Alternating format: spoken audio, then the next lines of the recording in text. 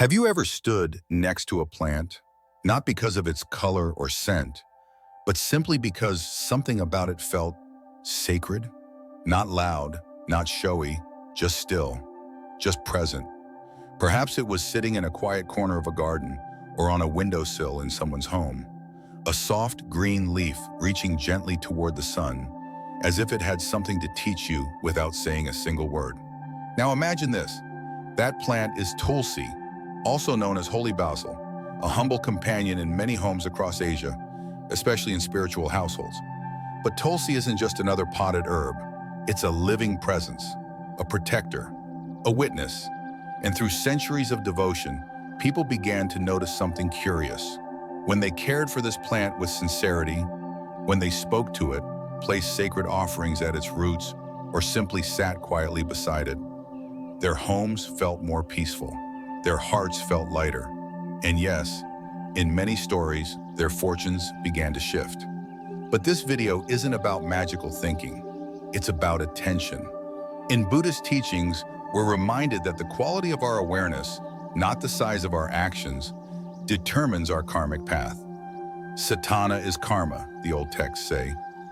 Intention is the seed, and where we place that seed and how we nourish it makes all the difference. Today on New Today Mindfulness, I invite you to explore a simple yet beautiful idea that something as modest as a Tulsi plant, when honored with care and presence, can become a portal for clarity, calm, and even abundance. Not because it's lucky, but because you chose to show up differently around it. Before we go deeper, if this kind of mindful content speaks to you, if it resonates even just a little, I'd be so grateful if you could take a moment to support this journey. One like, one share, one subscription helps me reach the goal of 1,000 followers, so I can continue bringing more soul-centered teachings to you and others who seek them. Your presence here truly matters. In this video, we'll explore a gentle ritual, placing a small object of meaning beneath the roots of a Tulsi plant, and why that act, though quiet, can become a mirror for your inner energy. We'll talk about why this tradition continues across cultures, and I'll share how one woman, during a difficult chapter of her life, found unexpected healing by doing this one small thing. So wherever you are right now, city apartment or countryside home, a busy kitchen or a quiet balcony, I invite you to pause. Take a deep breath. Let this moment be your beginning. Welcome to New Day Mindfulness. Let's begin. Part 1. Understanding the Tulsi plant through a mindfulness. Understanding the Tulsi plant through a mindfulness lens. For many, the Tulsi plant is known simply as holy basil. It's an herb that grows easily in South Asia and is often found near doorways, on patios, or tucked into quiet corners of temples and homes. But Tulsi is not just another botanical species with culinary or medicinal properties.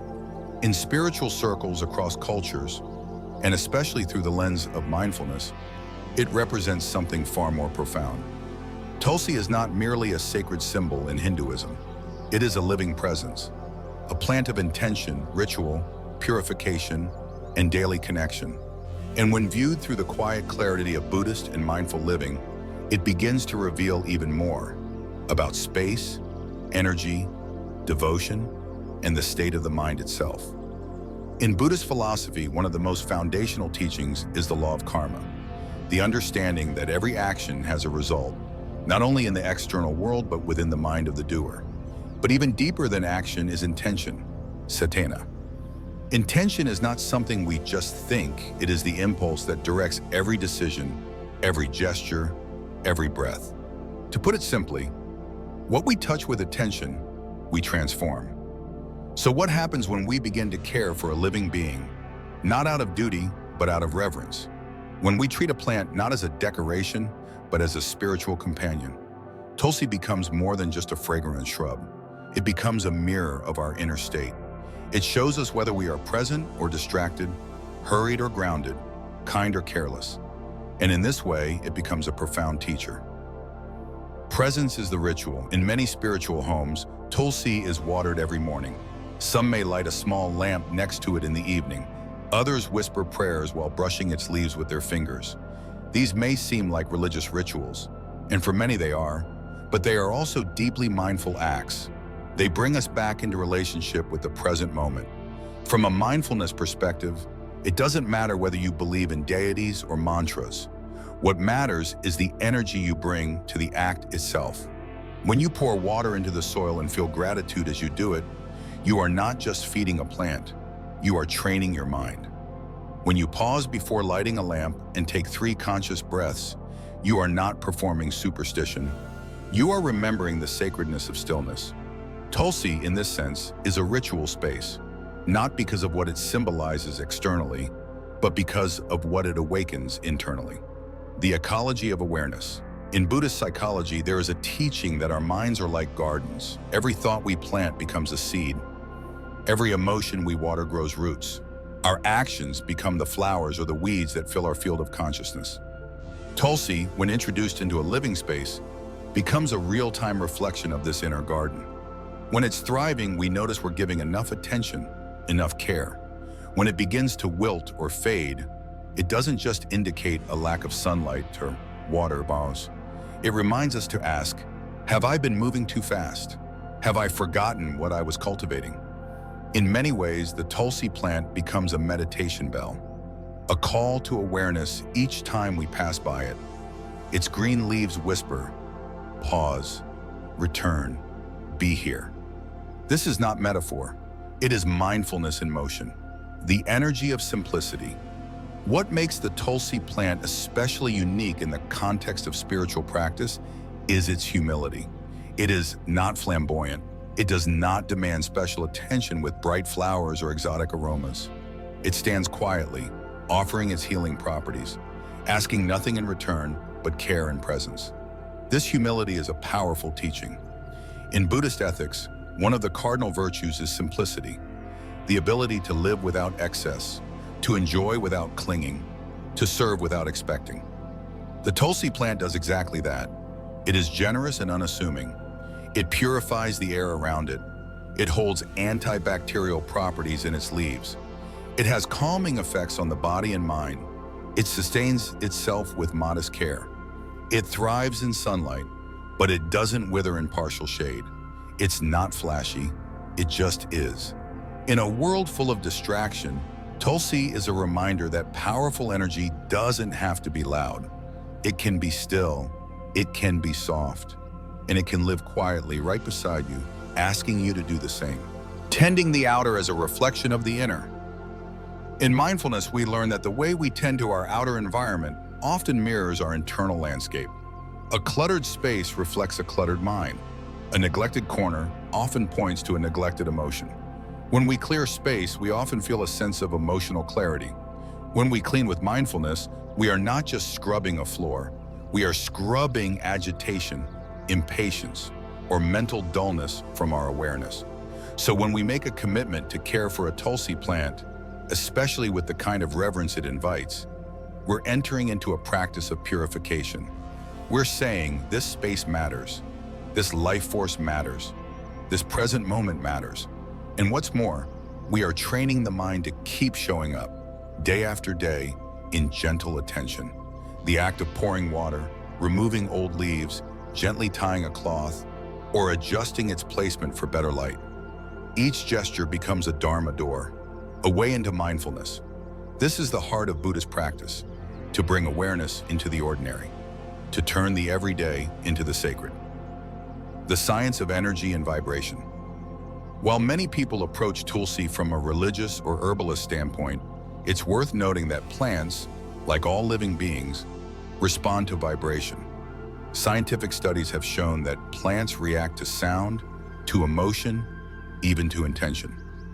The field of biofield science, though still emerging, supports the idea that our thoughts, feelings, and actions create subtle energetic ripples that affect our surroundings. From a Buddhist or energetic mindfulness lens, this is no surprise. Tulsi becomes not just a plant, but a sensitive companion, one that reflects and responds to the energy of the space it's in. When we chant near it, or sit in silent presence, or whisper a morning prayer, we're not just creating a mood, we're feeding that vibration into the very space we live in. And Tulsi, with its gentle frequency, amplifies and holds that energy, the mindful symbol of abundance. Many people associate Tulsi with attracting abundance, but in Buddhist teaching, abundance is not just about money or possessions. True abundance is the capacity to live with ease, to know sufficiency, to experience joy without needing more. Tulsi teaches us that abundance starts with attention. When we give something our care without distraction, without demand, it grows. And what it gives back is tenfold. In this way, the Tulsi plant can symbolize a new model of wealth. Not the kind that sits in bank accounts, but the kind that rests in clear breaths, peaceful homes, kind thoughts, and steady presence. It is a green guardian of enoughness.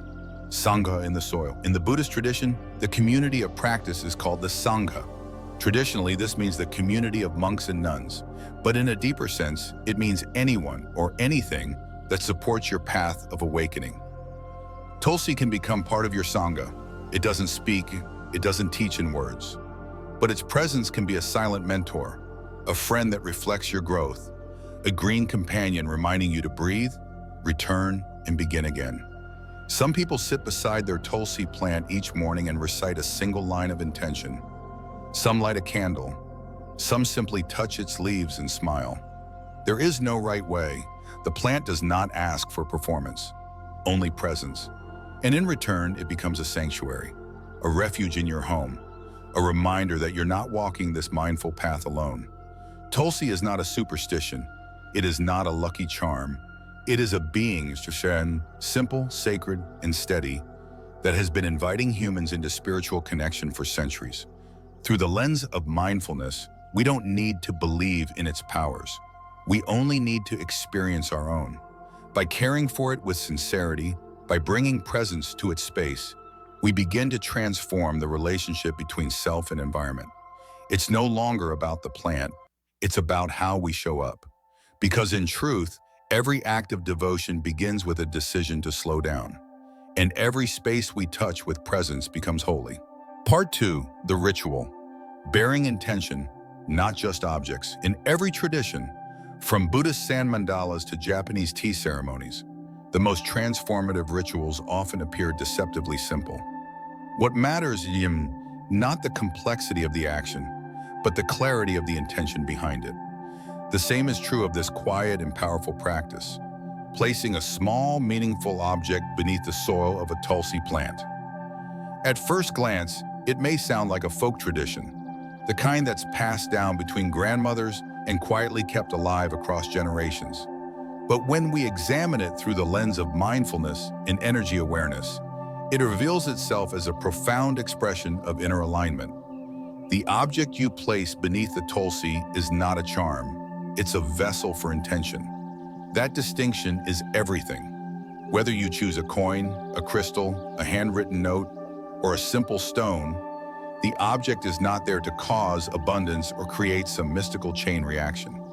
Instead, it becomes a physical anchor for your energy, a bridge between your unseen desire and the tangible world. In Buddhist language, it is a material expression of cetana, intention. And this is where the ritual becomes truly powerful. Because when you select an object with sincerity and place it into the soil with mindfulness, you're not just doing something, you're becoming someone. Someone who is deliberate, present, clear. This ritual invites you to stop, reflect, and ask, what do I really want to cultivate in my life right now? Peace, stability, financial ease, a sense of purpose, forgiveness? The object you choose is simply a mirror of that answer. A coin can symbolize movement and flow, the willingness to release scarcity and embrace circulation. A small green crystal, like aventurine or peritredo, may represent growth and renewal, a fresh start. Even a piece of natural thread or a folded slip of paper with a word like trust or gratitude can serve as an offering, not to a deity, but to your own clarity. And the moment it disappears into the earth, something subtle shifts. You feel it, a pause, a soft commitment, a moment of presence that settles into the soil and somehow into your nervous system too. A story of quiet shift. There's a story I often reflect on. A woman I once met, a yoga teacher from Chicago, shared it with me after a retreat. She was going through a challenging season. Her classes weren't filling. Her confidence was fading. And despite her practice, she felt disconnected from her path. One day, a friend brought her a Tulsi plant. It was small, barely 6 inches tall, and came with no instruction other than this: give it a home, and bury something beneath it that matters to you. At first, she brushed it off, but a few days later, on a rainy morning, she took a tarnished silver coin, one she had carried since college, and wrapped it in a green thread. She held it for a while. Then she dug a small hollow in the soil, pressed it gently inside, and whispered a simple sentence: "Let me trust again." That was it. She didn't expect magic. She didn't sit in meditation for hours. But from that day forward, something softened. Her energy shifted. Clients began returning. A new studio reached out for collaboration. Her anxiety quieted. And each time she passed the plant, she remembered the part of herself she had buried and chosen to grow again. "I never thought the coin mattered," she told me. "What mattered was that I showed up for myself, without pushing, without fixing, just by planting something honest." That's the essence of the ritual. From symbol to sanctuary, many of us live in homes filled with beautiful objects: art, cushions, candles, books. But how many of those objects carry our conscious intention? What makes this ritual so different is that it transforms a small area of your home, even if it's just a balcony or a kitchen windowsill, into a sanctuary, a living space where energy flows with purpose, where every morning becomes a chance to reconnect.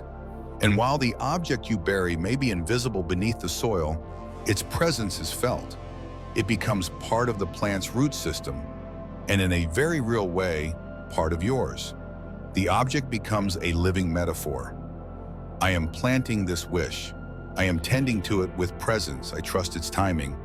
This is not unlike a meditation practice.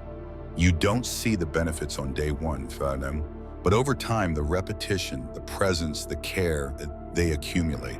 They change you, slowly, gently, permanently. No belief required. Perhaps the most beautiful part of this ritual is that it doesn't require belief. You don't need to subscribe to a particular lineage, chant a mantra, or follow a specific script. You just need sincerity. Because the ritual is not for the Tulsi plant. It's for you. It's a way of stepping into sacred space, not through ceremony, but through simplicity. When you place something beneath the soil with mindfulness, it becomes a contract. Not with a manpun, but with your own becoming. What we bury, we don't forget. We tend to it. Quietly, daily, like a promise, like a prayer that grows leaves. Part 3, why cloth matters. The energy of offering. Among all the rituals associated with the Tulsi plant, few are as visually simple and yet energetically profound as the act of tying a small cloth to its stem. It takes just seconds. A strip of fabric, a gentle knot, and that's it. But if we pause and look deeper, we find that this ritual is not just about wrapping a plant. It's about wrapping intention in color, texture, and care. In many spiritual traditions, Hinduism, Buddhism, even indigenous lineages, cloth has long symbolized the act of honoring, not just for its function, but for its vibration. When we offer cloth, we're not offering material wealth. We're offering presence, a gesture, a moment of reverence made tangible. To the mindful eye, every color holds energy, every thread a vibration. And when we select a piece of cloth with care and tie it to a sacred plant like Tulsi, we're stabilizing the energy we've cultivated there. It becomes a seal, not of superstition, but of spiritual clarity. Color is energy. Let's begin with the color green, perhaps the most harmonious choice for this ritual. Green represents growth, renewal, and healing. It's the color of the heart chakra, Kribaro in yogic systems, and in mindfulness, it's often associated with that balance and compassion. When you tie a green cloth around your Tulsi plant, you're echoing its own frequency, aligning with its life force. You're saying, may what I'm cultivating grow steadily with care. Yellow, on the other hand, is a color of insight, abundance, and clarity. In Buddhist symbolism, it represents wisdom, the kind that arises from presence, not intellect. A yellow cloth, especially when offered in silence, can symbolize a wish for prosperity that's guided by discernment and purpose. And then there's light blue, the color of tranquility, spaciousness, and emotional balance. It brings with it the energy of peace, of soft communication, and of open-hearted listening. For families going through tension or individuals seeking calm, a light blue cloth can help steady the energetic tone of the space. What's just as important as what you choose is what you avoid. You may wonder, why not red? Red, while often seen as auspicious in many cultures, carries the energy of Mars, of fire, urgency, and action. In Buddhist thought, too much red in a meditation space can stimulate rather than soothe. And Tulsi, a plant associated with gentle protection, purification, and receptive energy, resonates best with calm, harmonious tones. So while red might be perfect on your altar or in other rituals, this is a moment to choose softness over intensity, a story of cloth and clarity. A friend once told me a story of her grandmother who lived in a small village in Gujarat. Every spring, the elder would sit quietly on her veranda and cut small squares of fabric from an old yellow sari. Each piece had a name written on it, not in ink, but spoken softly as she tied it to one of the Tulsi plants she cared for. One day it would be her grandson's name, the next her late husband. Sometimes she would say nothing at all, only breathe. When asked what she was doing, she replied, "I'm tying my prayers to the wind." There were no complicated mantras, no elaborate offerings, just old cloth, old stories, and a heart that still believed in gentleness. Years later, my friend keeps this tradition alive, but with her own spin.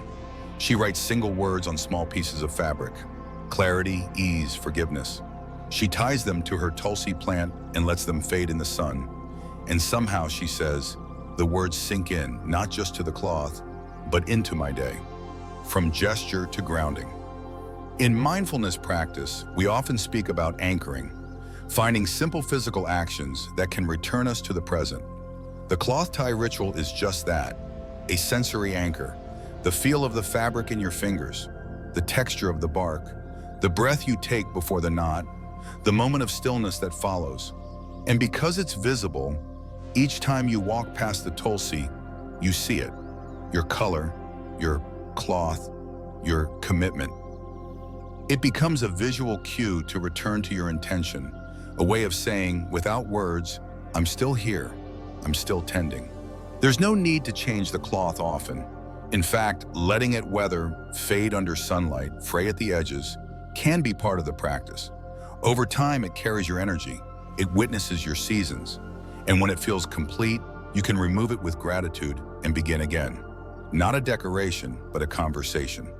This ritual is not about dressing the plant up. It's not aesthetic, it's energetic. When you offer cloth to the Tulsi plant, you're entering into a quiet conversation. You're saying, I honor your presence. I respect the role you play in this space, and I am here too, willing to meet you in the middle. So the next time you stand beside your Tulsi plant, take a moment to listen.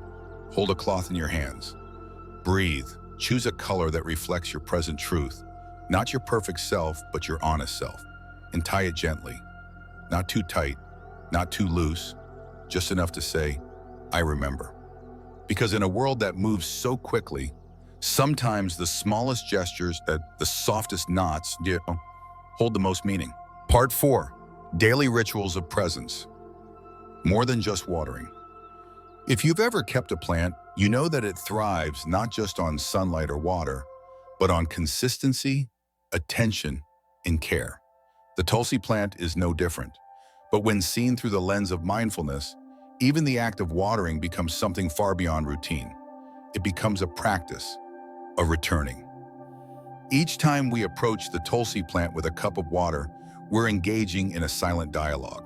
It's not just, here is what you need. It's also, here is where I am. We bend down, we slow up our breath. We pour water gently, not too fast. And without even realizing it, we begin to pour calm back into ourselves. This small moment, often just 20 or 30 seconds in the middle of a busy morning, becomes a micro-meditation, a pocket of presence, a way to begin the day not with urgency, but with awareness. Watering as a mirror. In the Buddhist tradition, daily rituals, whether offering incense, preparing tea, or sweeping the floor, are never separate from spiritual practice. They are the practice, because how we do anything is how we do everything. When you water your Tulsi plant, you're not just nourishing its roots, you're checking in with your own. Is the water cold or warm? Are your thoughts racing or quiet? Did you stop to breathe before you poured? These are small questions, but asked with sincerity, they bring you into a moment of groundedness. And over time, that moment adds up. Like meditation, it doesn't matter how short it is. What matters is that you show up. Light as intention. One of the most beautiful rituals involving Tulsi is the lighting of a small lamp beside it each evening. Traditionally, it's a clay lamp with sesame oil or ghee and a cotton wick. But you don't need a formal DIY. A simple tea light or candle will do. Lighting a lamp is not about grand gestures. It's about creating a portal between the busyness of the day and the quiet that follows. As the flame rises, so does your awareness. It becomes a symbol of inner clarity, of transformation, of holding light even as night falls. There's a reason fire is sacred in almost every spiritual tradition. It purifies, it awakens. And when we place it near a sacred plant, we are essentially saying, may I bring light to this space. May I bring clarity to my thoughts. A flame beside Tulsi is not decorative, it's devotional.